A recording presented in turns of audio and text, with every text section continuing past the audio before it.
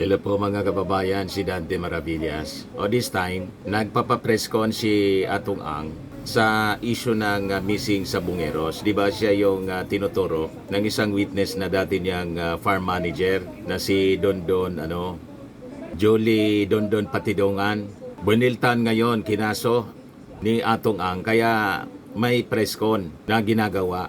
Kasama yung kanyang mga abogado. Ang abogado ni Atong Ang, yung isa, personal nating kilala, si Atty. Carolina Cruz, taga rito sa amin. At saka mga kababayan, si Lorna Kapunan. So, pakinggan natin ang kanyang press con, mga kababayan.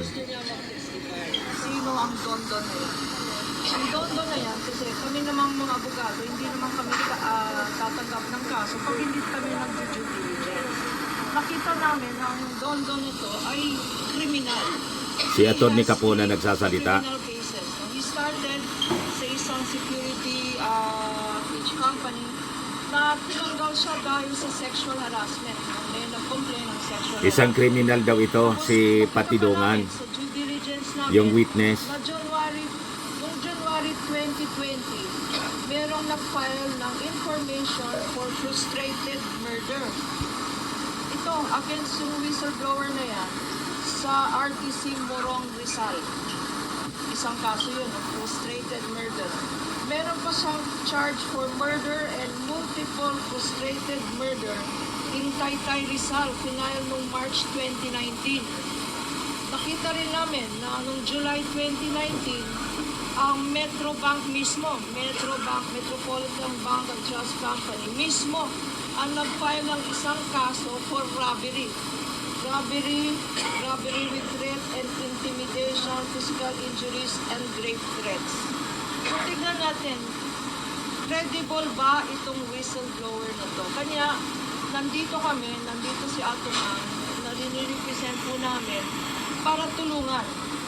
Ang objective po natin ay tulungan natin na na lumabas ang katotohanan, because ngayon ang lead lang ng Secretary of Justice at ng police authorities ay isang statement na hindi naman totoo. So, our objective here really is to help. Sabi nga ni Sir Atong Ang, nandito po kami para ilabas ang katotohanan, because baka mag-follow ng false leads ang SOJ. Wala na namang mangyayari sa kaso to. Isipin natin yung mga families ng victims na hanggang ngayon hindi pa nakikita. Isipin natin ilang taon na yan, more than 4 years. Kailangan malaman ang katotohanan. Sino itong whistleblower? Kagaya ng sinabi ni Sir Atong, siya po ang directly responsible. He was a farm manager na binigyan ng full trust and confidence. Siya yung in charge ng operations. Tatlo yan, sa Batangas, sa Laguna, at sa Manila. Siya po ang nag-hire ng mga tao. Siya ang nagko-construct ng mga building. Siya ang nag-maintain ng property. At doon niya naisip na gumawa ng illegal na activities. Kaya yumaman yan. Meron pala siyang, nalaman namin rin sa aming investigation, na meron siyang separate na business na hindi alam ni Sir Atong Ang. Sa separate na business na yan, doon siya gumagawa ng pera, illegal operations. Meron rin siyang, siguro ang tawag ko doon, private army, napakadaming security guards, napakadaming firearms. Kaya natatakot, yung mga alam ang ginagawa nitong Dondon na to, ay natatakot mag-come forward because may sariling operations itong si Dondon na yan, at takot na takot sila. Ngayon na sabi ni Secretary of Justice that he will help in bringing out the truth, gano'n ang mangyayari. We will fully cooperate with the Secretary of Justice, with the investigating officers, and with the Supreme Court in darating na doon. Final question from GMA News. Kung possibility siya yung state witness, your thoughts about this? Binaligtadan po Additional state witness yung is state dapat, witness. person who is the least guilty. Sa RTC Manila na lima ang akusado. Six ang akusado including him. Siya ang pinaka-guilty doon because siya ang directly in charge ng operation. Siya ang may direct participation sa crimes na charge sa RTC Manila. So, even in the definition of a state witness or a whistleblower, he cannot qualify as a whistleblower because he appears to be the most guilty. Bakit po sa nilabay niya ka? Ito po mga tao, mga gusto mga Extortion. Dahil nga sa extortion, dahil tinatawagan nila isa-isa. Ang hindi magbibigay... Gusto daw mag-extort sa kanya. Yung original, yung mga sinasabi niya, parang 15, 16, 17. Ngayon, 4 na lang kami. Hindi ko alam kung ano yan.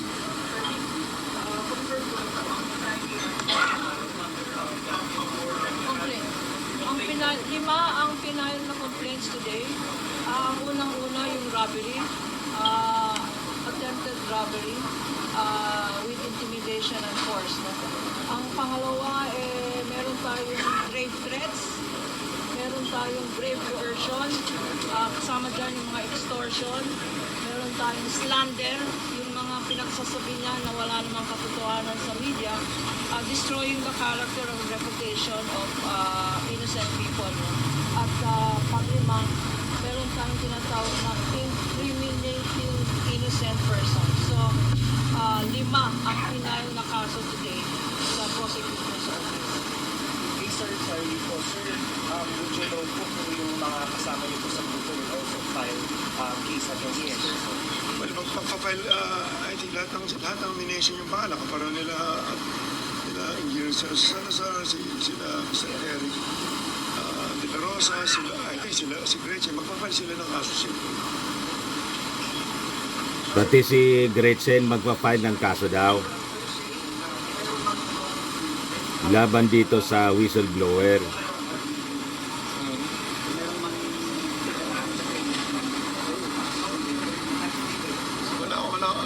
Basta yung side namin, wala kaming nalalaman. Hindi ko alam si Julie, depende si Don, kung ano maging resulta ng investigasyon, wala akong masasabi dyan.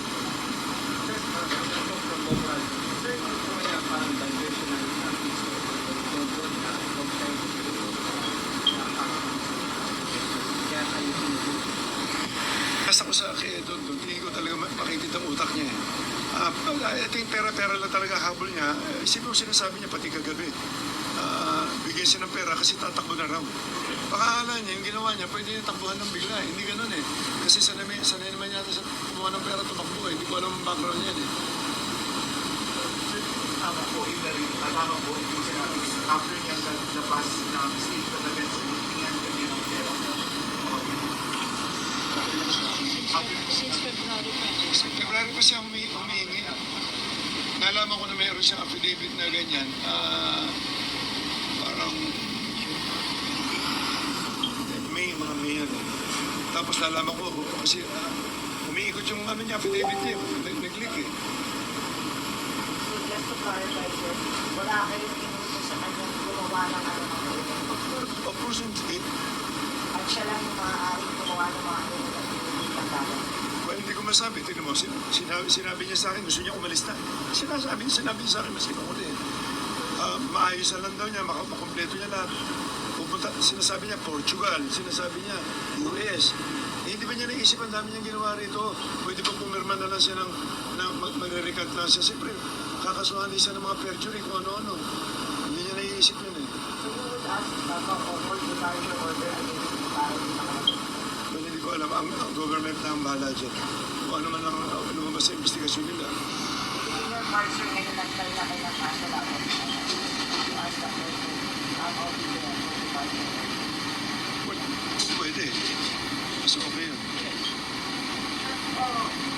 sinabi ng malaki ng kahapon.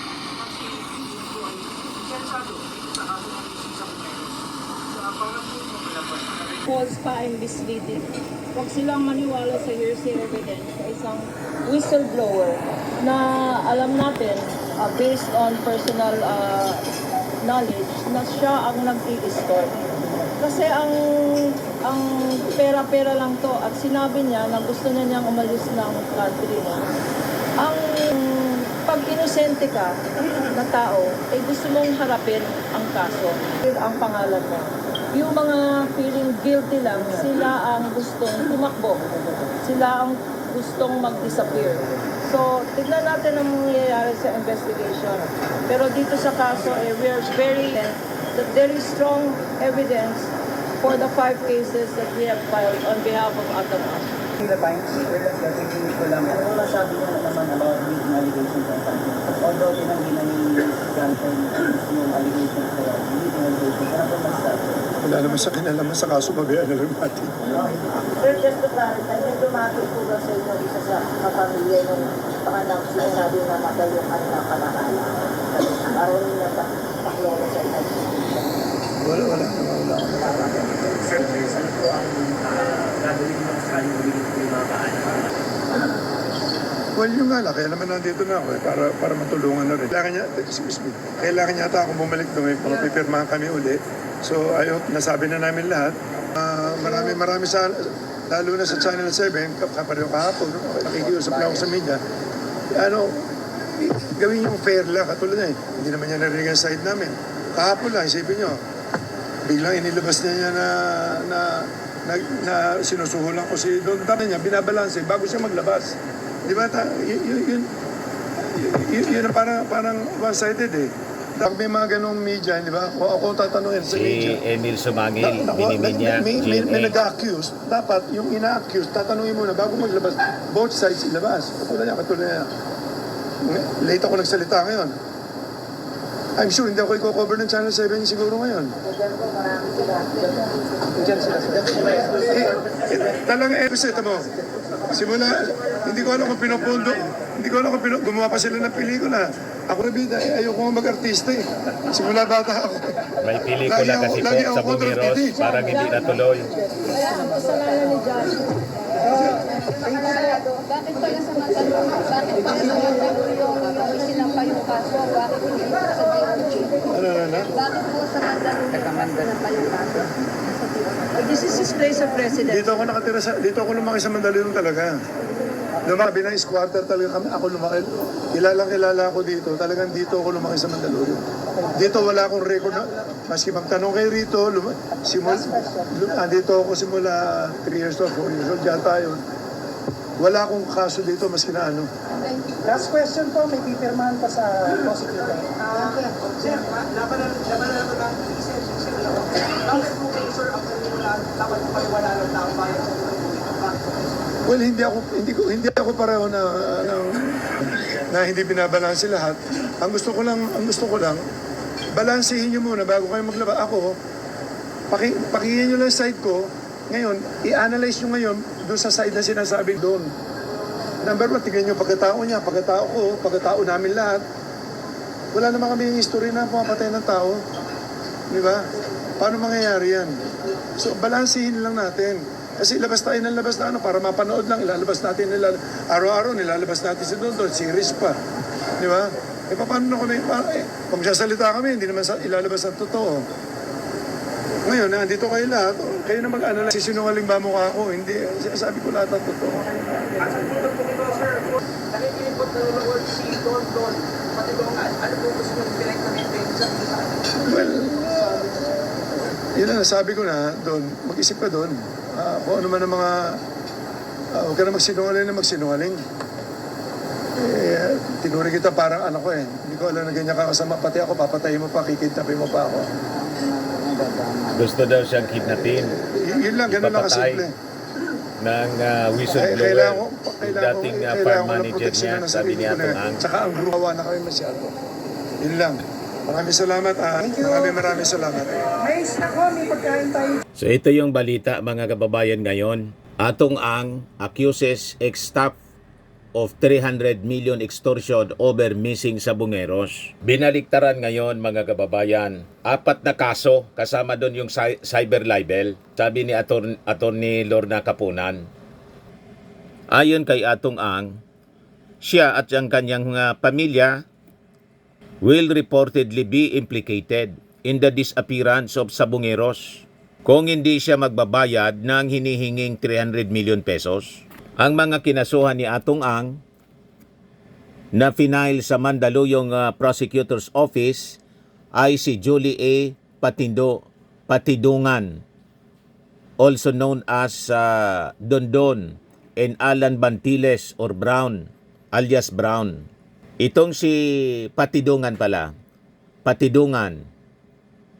ay siyang dating farm manager ni Atong Ang doon sa Pitmasters Group na involved sa negosyong isabong. Kaya lang noong 2022, itong si Patidungan and 5 others were implicated in the disappearance of sabongeros at the Manila Arena, leading to a Senate investigation and filing of criminal complaint against Patidungan and the others. So ayon mga kababayan kay Atong Ang, he initially provided legal and financial assistance but it was stopped in 2023 following the posting of bail of 6 accused, and then he learned of a supposed plot to kidnap, extort money from his family and eventually murder him. So binaliktadan mga kababayan ni Atong Ang, itong kanyang farm manager, ang intensyon niya mag-extort, mangutong, madaling sabi, mangutong sa kanya at sa kanyang pamilya. Tinulungan na sana niya noong makaso. Yan ang kwento ni Atong Ang, yan ang side niya. Nilalabas natin ito mga kababayan for fair play, para balanse yung ating presentation ng kwento. Ngayon, sabi dito, the information about the alleged plan came from Rogelio Barican na kanyang security personnel, whom Patidungan and Bantiles reportedly tapped to carry out the plan. Ibig sabihin, yung tinap na gagawa ng plano, tinap ni Patidungan, bumaliktad din. Nagsumbo ngayon kay Atong Ang. Then in June 2025, last month lang, Ang said he received information na itong si Patidungan executed a sworn statement with the Philippine National Police Criminal and Investigation Detection Group and eventually appeared before GMA Network in an interview using the alias Totoy that same month. Ayon, mga kababayan, yung una nating sinira sa inyong balita. At yung kanina, yun ang follow-up, yung interview na ni Emil Sumangil ng GMA. Na ang sabi doon, ni Patidungan, gusto daw siyang papirmahin ng recantation. Hindi siya ngayon pumayag. Ang denied all accusations stating they are entirely false and without basis. Sabi po niya, the accusations anya have caused irreparable harm due to what he described as trial by publicity without due process. Ang is represented by Attorney Lorna Capunan. Ayan na po, ginawa ang yung press con ngayon para after the filing ng 4 na complaints. Nagpa-press con po. Ito siya mga kababayan yung press con kanina.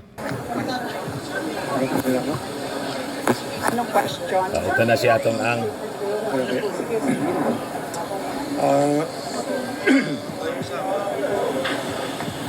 Mga kasama, kaya po kami nandito, kaya ako nandito, nag-file kami ng kaso against sa isang tao na ina-accuse kami at ang mga kasama ko ng kung ano-ano, puro side lang niya naririnig nyo.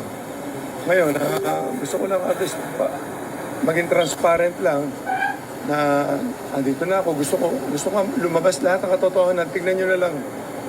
Isang tao na nagsasalita against sa aming mga dissenting tao. Lahat ng ina-accuse niya rito, mga matitino tao, walang kriminal dito. Kaya lahat ng ina-accuse niya, pag-aralan niyo rin muna lahat ng binibintang niya. Lahat naman, iniimbestigahan rin naman ng ating kapulisan sa ng DOJ. Kaya lang, ang side namin, hindi nila naririnig.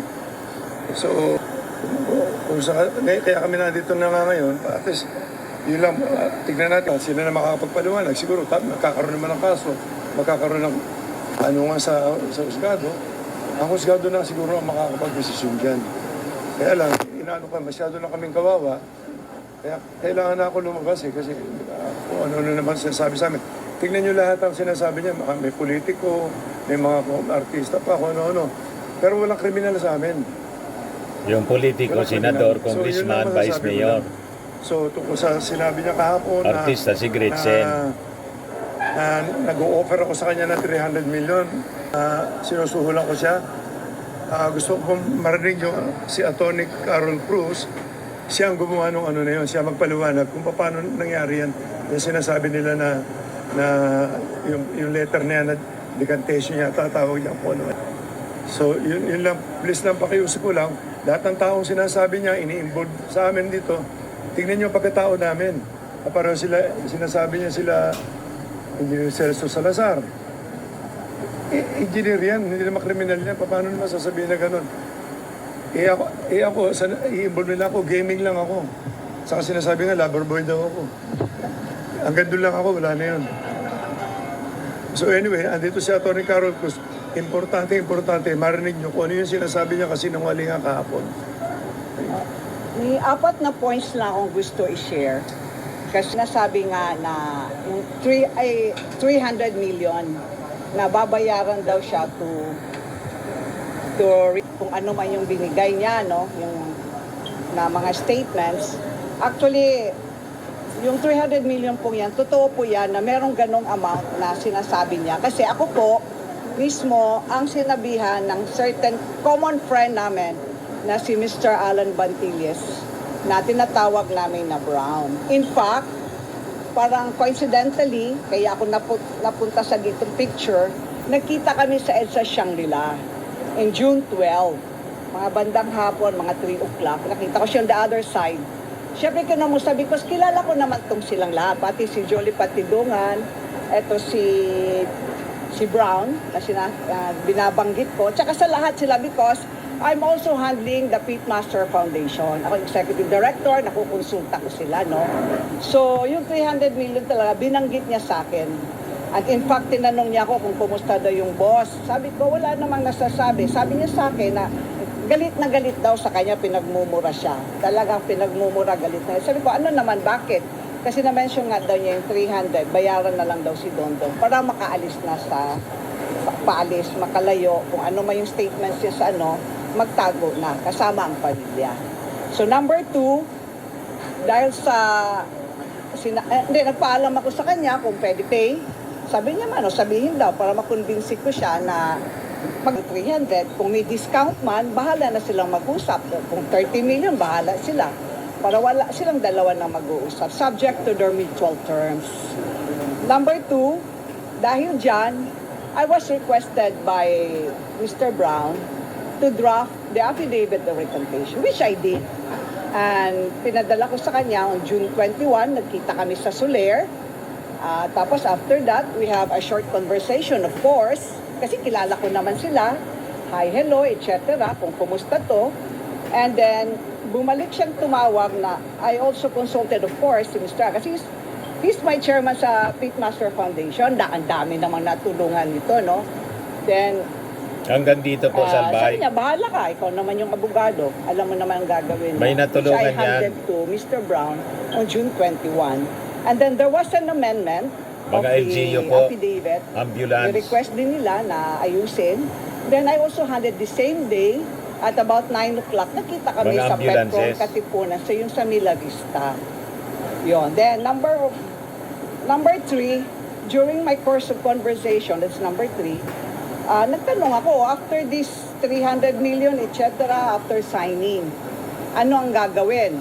Sabi, may plano silang umalis kasama ang pamilya. Iba, mahirap kasi kapapanganak lang ng asawa ni Dondon yung Julie Patidungan.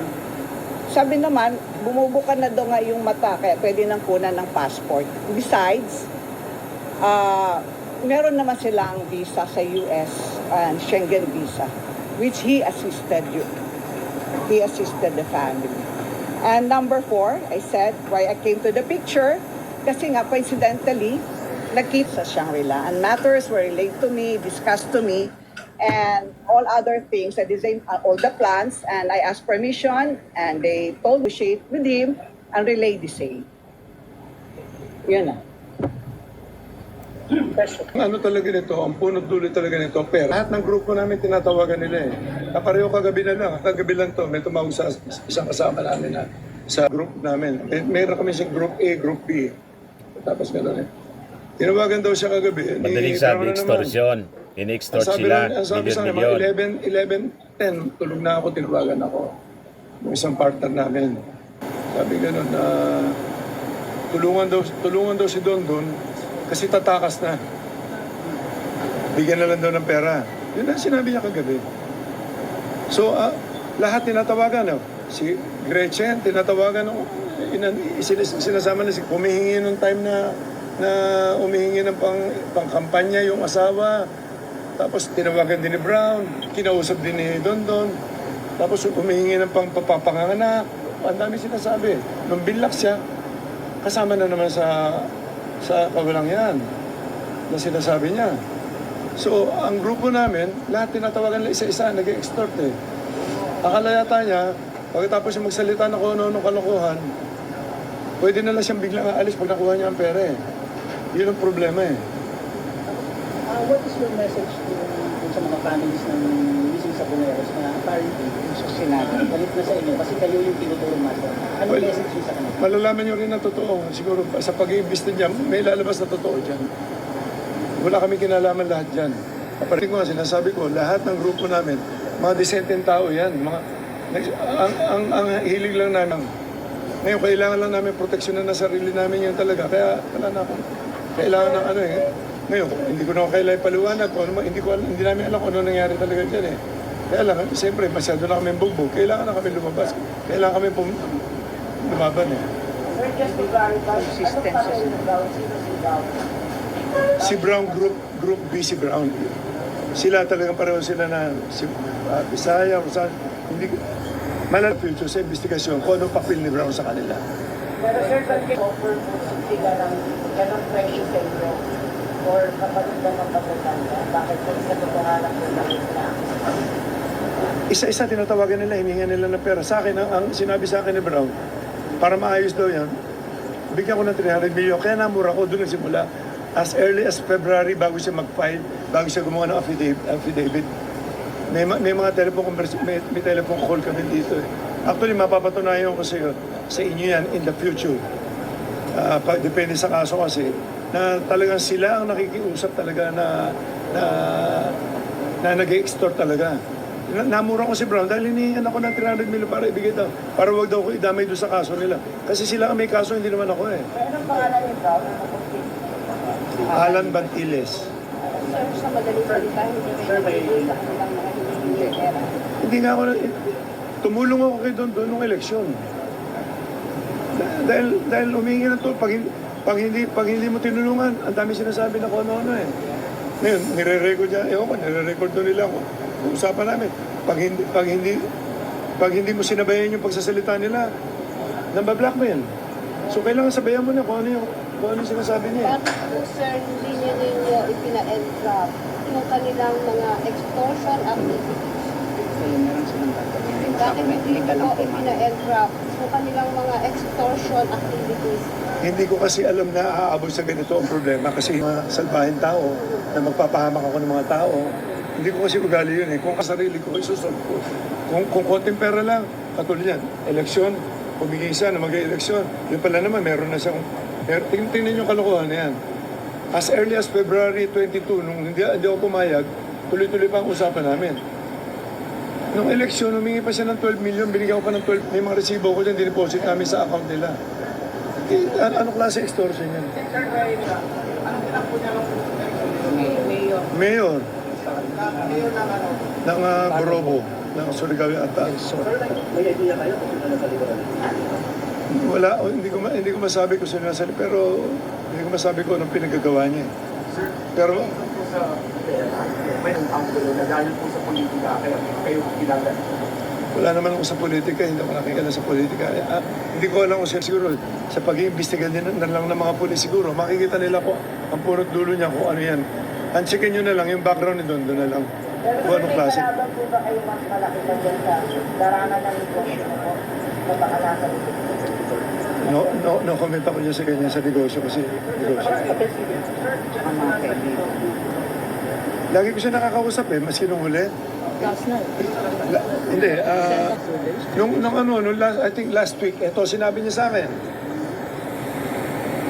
Brown, pagtawag ni Brown, sinabi niya, boss, gusto ko yung makausap ni Dondon kasi aalis na raw.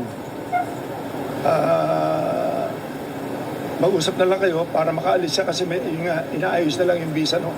Yung visa yata nung anak niya, yung bata. Tapos, ang sabi niya sa akin, sabi niya, boss, magandang hapon po. Sabi nun, namumupo naman siya. Sabi niya, gusto ko sana iligtas kayo pero yung mga kasama nyo, dapat sabi ko, ano kasalanan namin? Bakit mo kami sasama? So medyo hindi maganda yung naging usapan.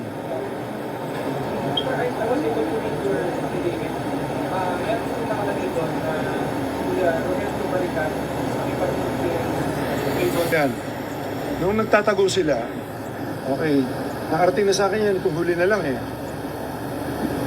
Pagka nakakainom kasi yan, ang dami masyadong kwento, ang dami mga pinaplano. Kaya si Dondon, paglasing yan, kung ano mga pinagsasabi niyan eh. Tapos, nasa isang meeting, nasa safe house sila nila na tinataguan nila sa bandang Parañaque daw. Ilan sila dyan, hindi ko alam kung sino kasama lahat, kasi sila nakakaalam niya. Pinilano nila na, kasi noong time na yun, talagang delikado rin ang papel ko kasi nasa paligid ko, mga tao niya eh. Noong time na yun, nagtitiwala ako sa kanya. Ngayon, ang napag-usapan doon, kikidnapin ako, matutubos ako, saka papatayin ako.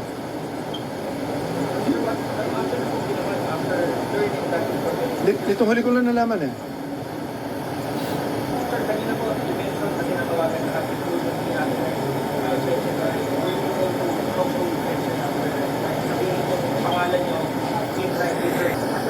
Wala namang problema kasi talaga naman kasama namin siya sa Group A.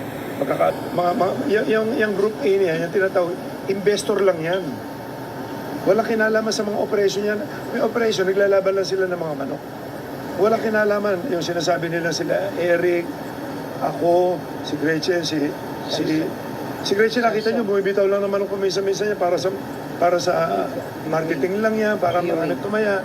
Kapag sila Celso Salazar, ang negosyo niyan, poste. Ano wala masamang record yung tao. Paano naman makakasama sa mga ganyan kalokohan yan na sinasabi?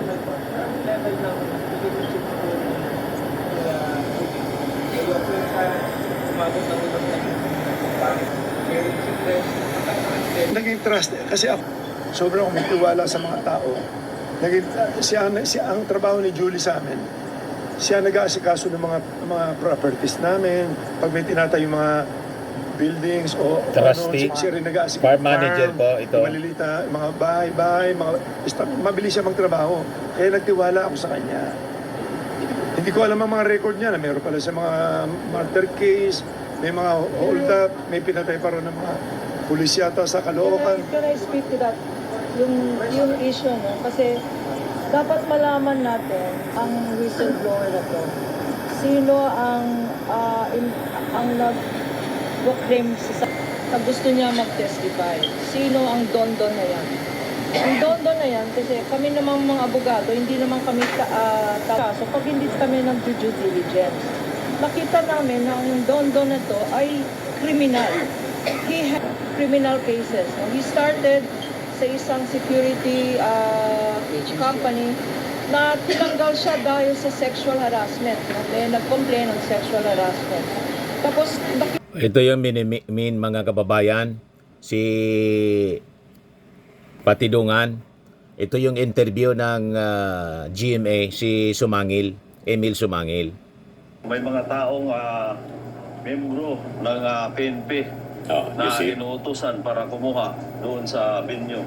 Sa mga taong nagtaka, bakit ngayon lang ako lumutang?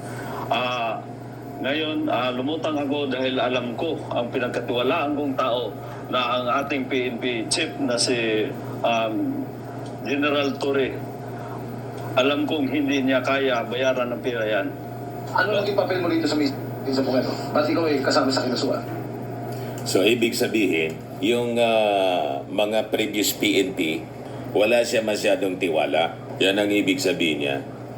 Sa totoo lang, wala akong kinalaman dyan at isa lang akong utusan niya na bilang farm manager.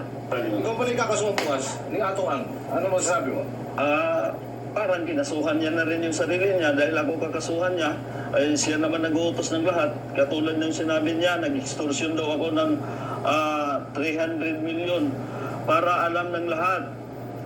Hindi ko kayang tanggapin yung pera niya. Sinabi niya na nga sa social media na bilyonaryo ako. Patunayan ko na lang na ako isang bilyonaryong mini.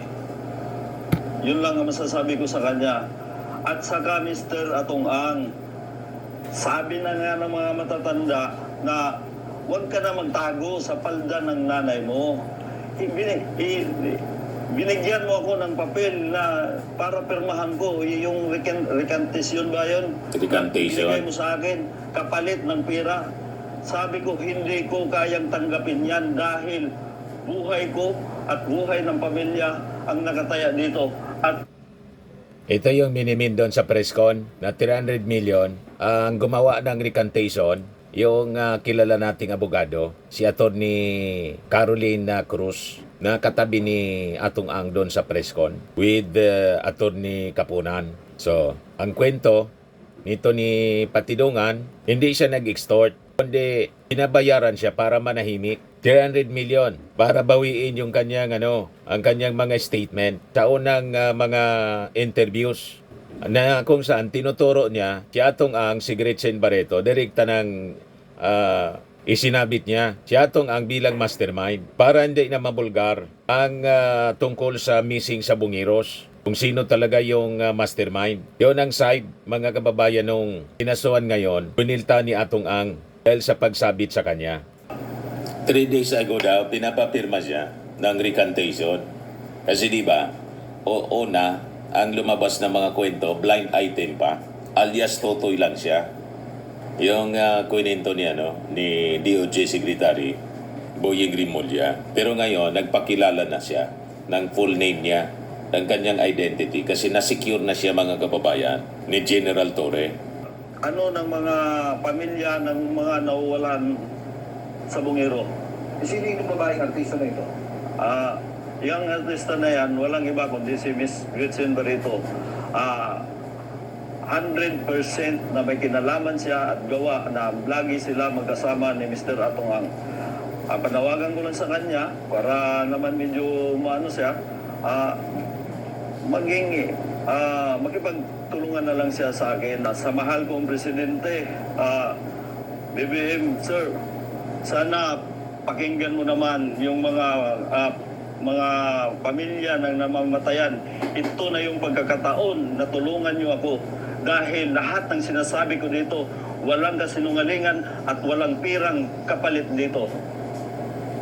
So yung ating Pangulo, ipinag-utos na po ang investigasyon. Sabi diyan, PBBM determinado sa hustisya, mas malalim na investigasyon sa mga nawawalang sa Bungiro, inatasan o ipinag-utos. Ayon yan, mga kababayan, sa payag ni Yusek Attorney Claire Castro, layunin ng Pangulo na matukoy ang tunay na nasa likod ng pagkakawala ng mga biktima at mapanagot ang sinumang responsable. Ito'y sa kabila ng ulat na isang makapangyarihang individual ang itinuturong utak sa likod ng mga pagkawala. Iginit ni Castro na mananatili ang tiwala ng Malacanang sa integridad ng ating hudikatura. So abangan na lang natin, mga kababayan, sino ba yung nagtasabi ng totoo? Si Atong Ang o yung accuser niya na kanyang dating farm manager? Ang importante dito, mga kababayan, mabigyan kasi ng hustisya yung more than 100 missing sa Bungiros po. Yung pamilya, yun ang napaka-importante dito. Ngayon, hindi pa natin alam sino ba talaga ang nasa likod ng missing sa Bungiros. Sa mga naghanap ng malinis and spacious fitness gym, pumunta lang po kayo sa aming Colossal Fitness Gym. We also offer Grab Car Rental with our brand new 2023 model ng Toyota Innova. We also accept booking for those who are planning to travel via PAL, Cebu Pacific, and other airline companies, local and international, and bills payment for Meralco Bills, PLDT, Aleco Bills, etc. Ang Colossal Fitness Gym is located at 3rd floor Security Bank Building, Lanco Business Park, Legazpi City, Albay. For inquiries, look for Chilon Maravillas. Contact number 0966-802-0949. Yan yung aming Innova. Lagi na pong matao sa amin. Pati mga foreigners po, tingnan ninyo, mga British tourists sila. Ang lalaki ng katawan na, mga kababayan, nag-gym sa amin. Ito naman po, Indian National. Ito mga mga European sila. Ito naman yung bago naming product na binibenta online, iGlow Serum.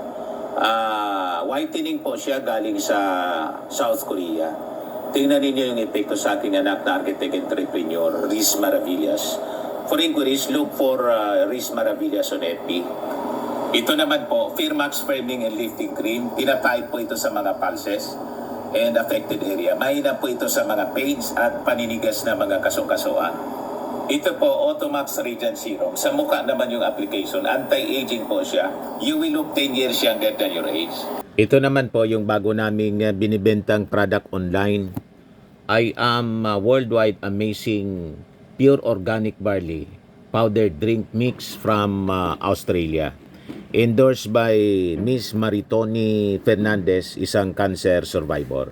Ang mga health benefits niya po, boost immunity, improves digestion, enhances energy levels, packed with antioxidants, prevent cancer. Sa mga inquiries po ninyo, dumiritso na lang kayo sa messenger ng aking anak na architect entrepreneur, Riz Maravillas. Sa mga mahilig naman po sa mga imported bags and wallets, pumunta na lang po kayo sa page ni Madam Eileen Rosales. Eileen Closet po, nakabase siya sa Amerika. Ayan po siya, mga kababayan. Yan ang kanyang mga paninda.